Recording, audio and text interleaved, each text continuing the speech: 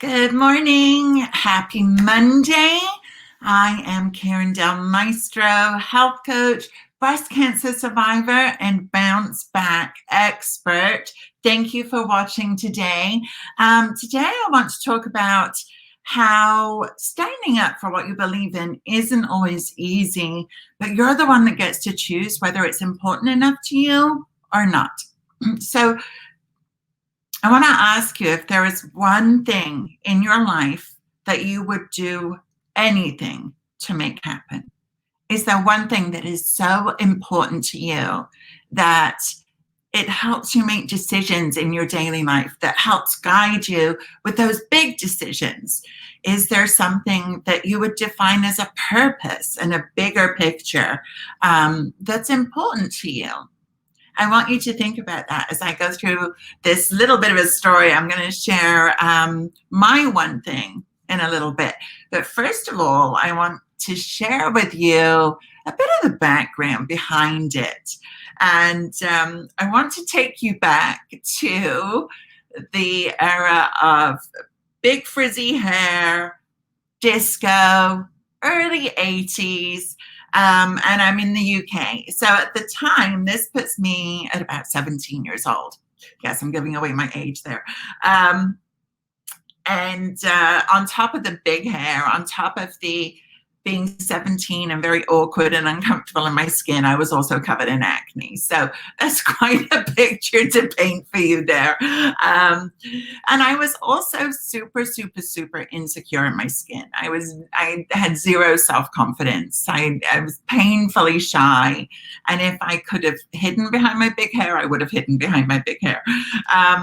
But anyway, so at the time I was 17 years old, still in school, and I had a job on the weekends. So on Fridays and Saturday evenings, I worked in a local pub as a waitress.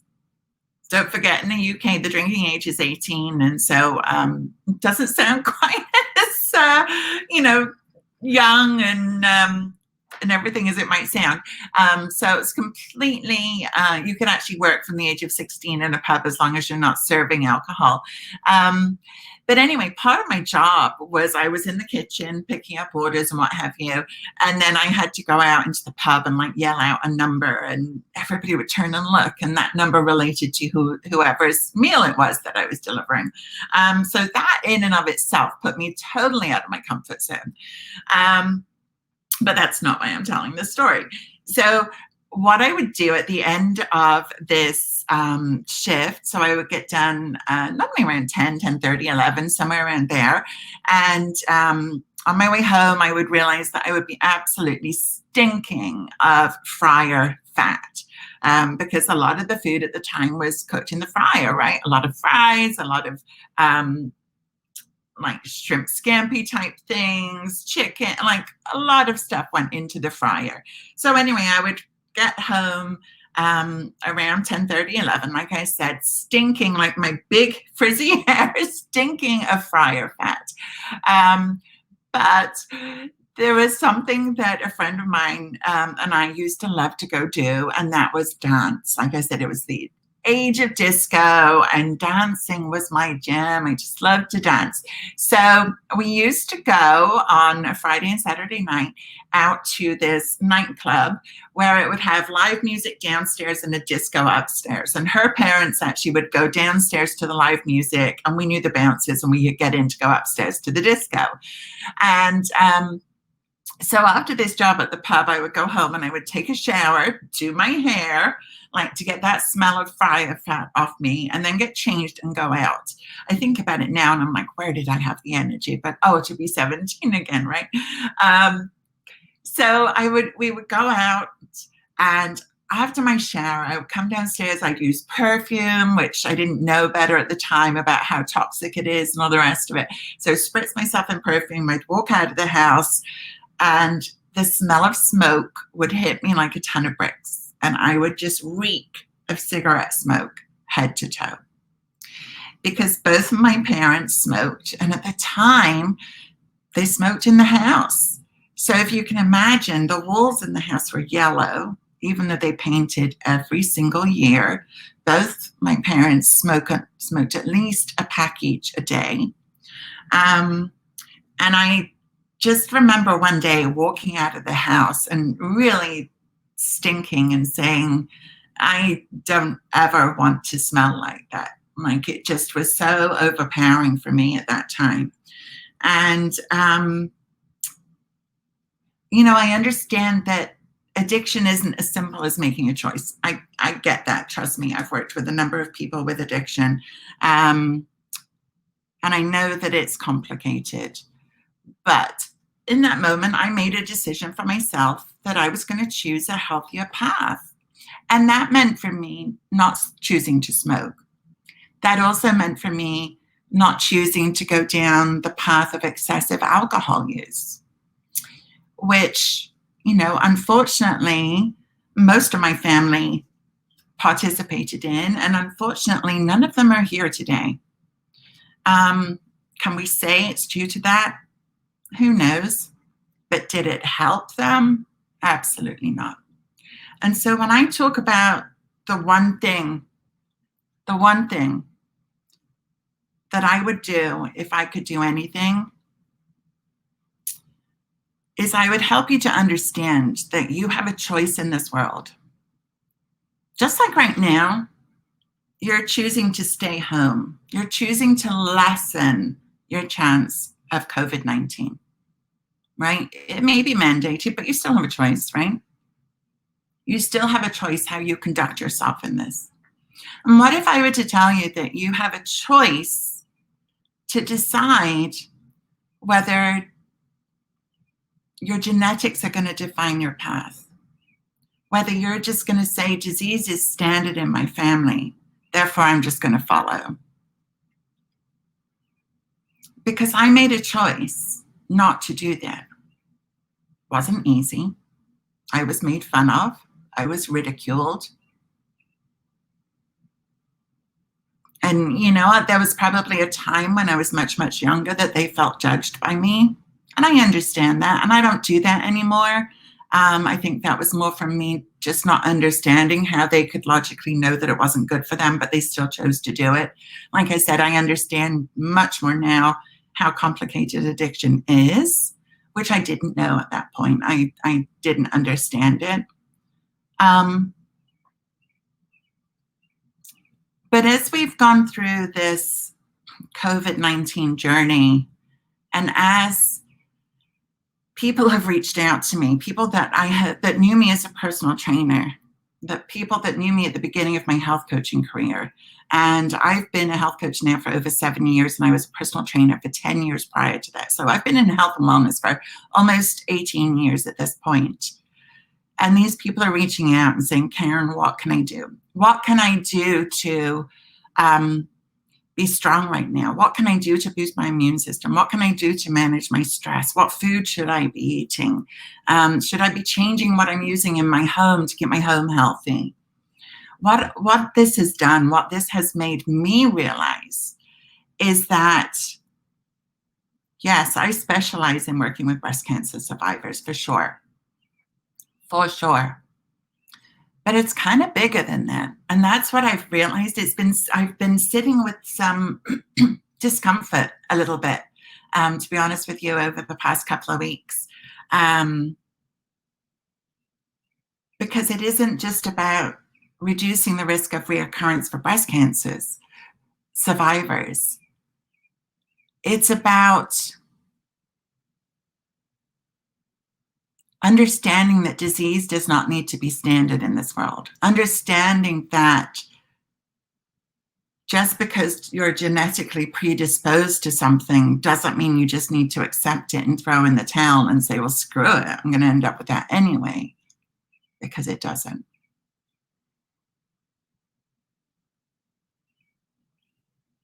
Every day I see the statistic that 1 in 8 women will get breast cancer in their life. I want to see that statistic change. I want to see it go to 1 in 20, 1 in 50, 1 in 100. And the only way that changes is if we choose to live a different path. We choose to make healthier choices for ourselves and for our family.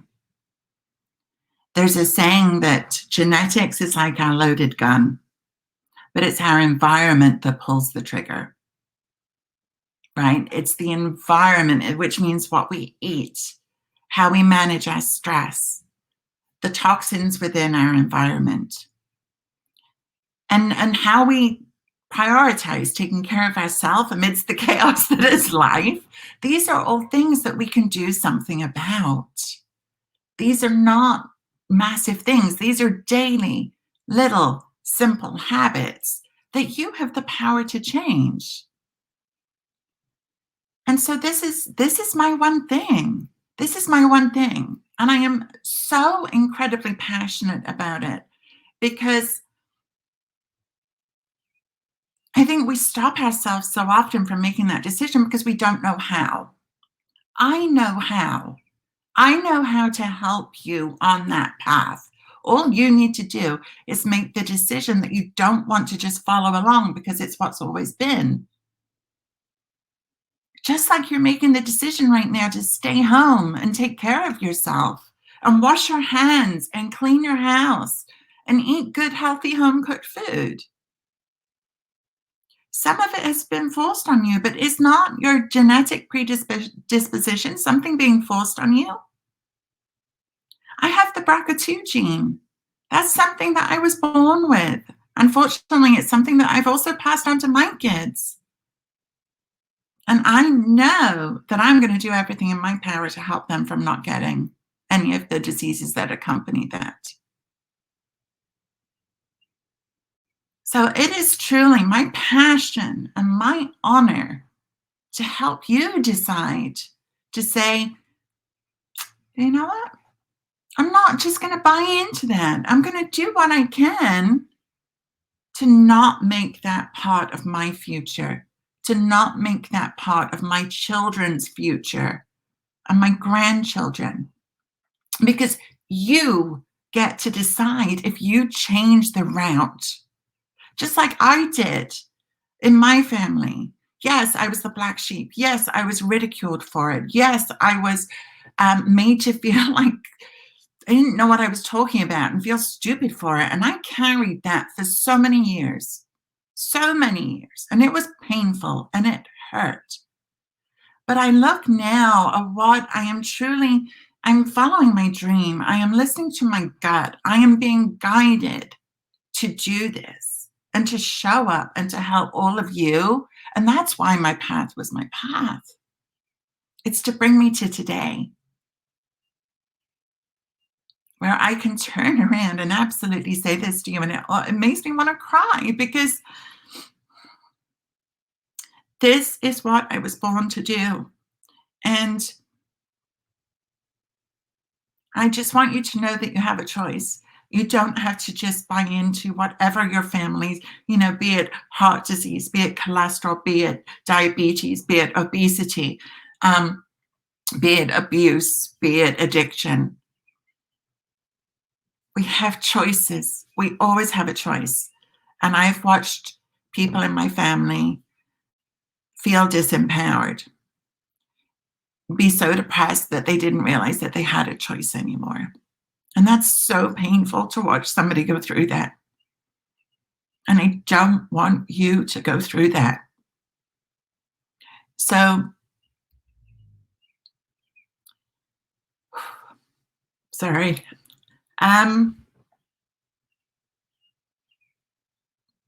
You're never alone, even though often it feels like the path that you're walking can be really lonely.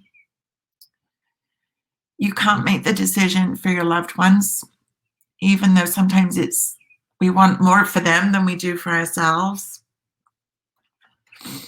The only person that we get to take care of in this life is ourselves. And if you're a parent, what you model to your children is what they will more than likely, especially if it's something healthy and makes them feel good, that is what they will learn from you. That is what they will take forward. But I want you to know that you have the power. You have the power to make that choice. And on Friday, I start this amazing group coaching program where I take you by the hand and we walk together to make these choices. And if you want to learn more about it, just shoot me a message. But you don't need to have all the answers right now. And that's the thing, right? Sometimes it's so overwhelming that we don't even know where to start or what to do. You start by making a decision and just saying, enough, enough. Whether it's that you've watched people around you get sick and you're scared. I get that. I get that. You don't think the day that I found out that my mom had liver, lung, skull, and stomach cancer was a scary day? It was a really scary day. And at the time, she also had Alzheimer's and dementia, and she passed away a week later. I watched my dad deal with bladder and prostate cancer. I watched my brother go to hell and back. And it hurts. It hurts. So I want you to think about what you want to stand up for. What's important to you? What do you believe in? What do you want for your life? And don't talk yourself out of it. Don't say that you're not worthy, because you are. Don't say you're not deserving of it, because you are. And don't think that you can't do it because you haven't been able to succeed in the past. It just means that you didn't find the right way or the right person to journey with.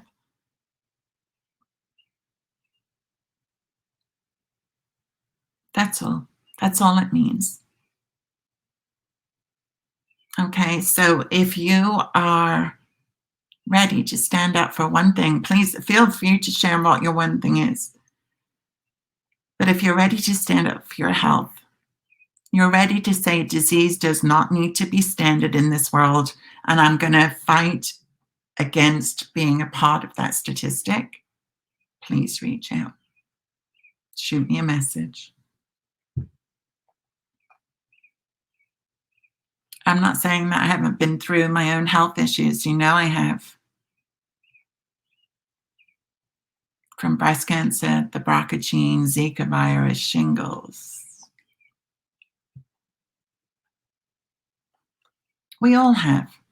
It's how we deal with these things that matters. And that's what makes the difference.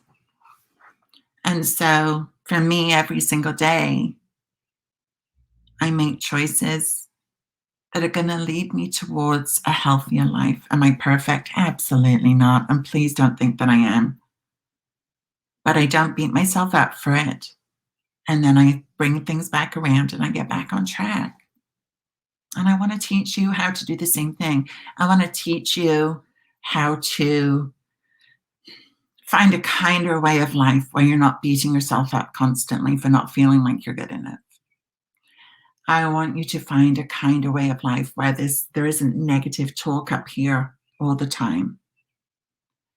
I want you to find a kinder way of life where you find the time to balance it all by understanding that you matter and how you take care of yourself matters, so that you can give to others in a really big way. These are all things that I do. These are all things that I do every day. These are all things that I've taught hundreds of women. Men too, but more women than men. But now is a good time,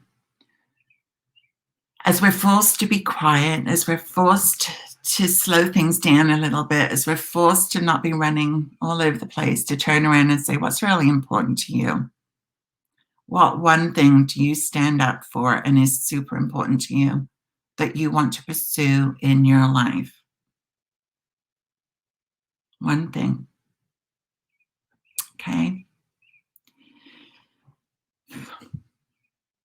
I have a habit of making myself cry right now. Thank you for listening. Thank you for watching. And please reach out to me if you know what your one thing is and you just don't know how to get there. Don't stress about the how to get there. All you need to figure out is what one thing, whether you, and your one thing might be different than this. Your one thing might not be deciding that disease doesn't need to be standard. It might be something else, and that's okay.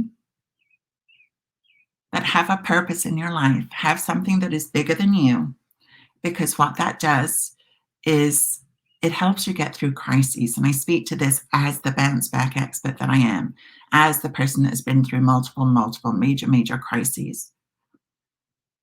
Having that purpose is what helps you get through really difficult times.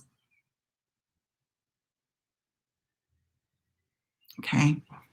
Bye for now, guys. I will see you tomorrow. And think about what you want to believe in. Think about what is worth standing up for. You might be already and you might not realize it. I didn't.